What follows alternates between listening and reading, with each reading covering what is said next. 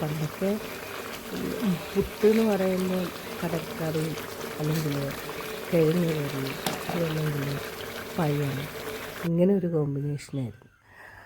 അല്ലെങ്കിൽ നിറയെ തേങ്ങ ഇട്ടിട്ട് വിളിക്കുക. ഇപ്പം അങ്ങനെയൊന്നുമല്ല.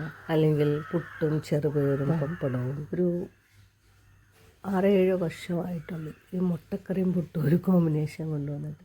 ഇപ്പം എല്ലാവരും അങ്ങനെ ചെയ്യും, മുട്ടക്കറിയും പുട്ടും. ഇപ്പോൾ കടലയൊക്കെ പിന്തള്ളി, പക്ഷെ കടലയും പുട്ടും എന്ന് പറയുന്നത് വളരെ അധികം ഹെൽത്തിയാണ്.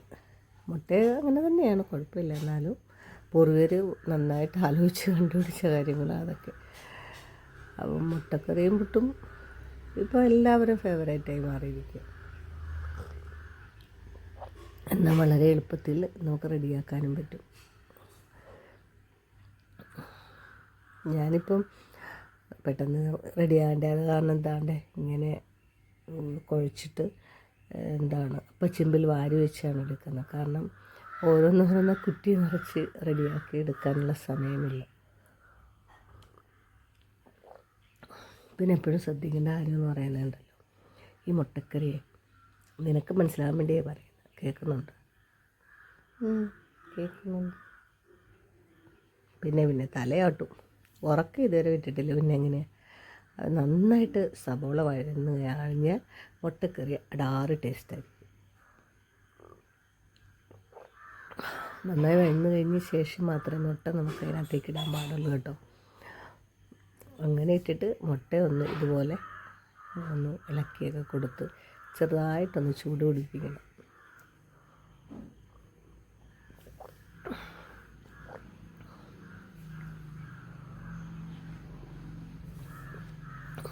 കുറച്ച് പെപ്പർ പൗഡറൊക്കെ ഇട്ട് അതിനുശേഷം നമുക്ക് കുറച്ച് ചെറു ചൂടുള്ള വെള്ളം ഒഴിച്ച് കൊടുക്കാം.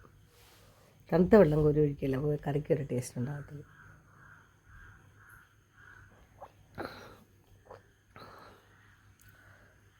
ഇതെല്ലാം ഒന്ന് വെന്ത് കൂടി വരണമെങ്കിൽ കുറച്ച് വെള്ളം ഇങ്ങനെ നിൽക്കണം. എന്നിട്ട് വേണം നമ്മൾ കുറച്ചങ്ങ് പറ്റിച്ചെടുക്കാൻ.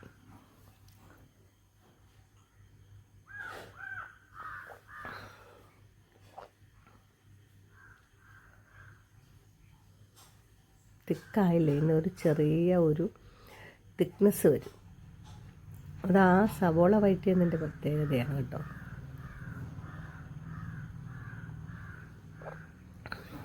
കണ്ടോ, ഇത്രയേ ഉള്ളൂ കാര്യം. പെട്ടെന്ന് സംഭവം കഴിയും.